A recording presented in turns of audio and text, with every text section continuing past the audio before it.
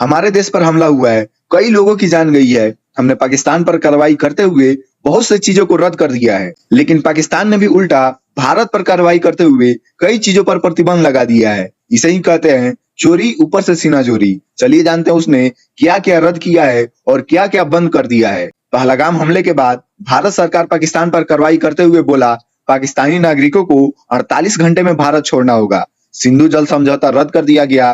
पाकिस्तान नागरिकों के वीजा रद्द कर दिए गए। पाकिस्तान दूतावास बंद कर दिया गया और Attari Wagah border check post भी बंद कर दी गई। लेकिन अब पाकिस्तान ने भी कार्रवाई करते हुए पाकिस्तान में रह रहे भारतीयों के वीजा को सस्पेंड कर दिया है। सिख तीर्थयात्रियों के अलावा सभी भारतीयों को 48 घंटे के अंदर में पाकिस्तान को छोड़ने का आदेश दे दिया है। भारतीय एयरलाइंस के लिए हवाई क्षेत्र बंद कर दिया है। भारत के साथ सभी व्यापार को निलंबित कर दिया है। वाघा बॉर्डर भी बंद कर दिया है और 1972 का शिमला समझौता भी रद्द कर दिया है। इसे ही कहते हैं चोरी ऊपर से सीना चोरी।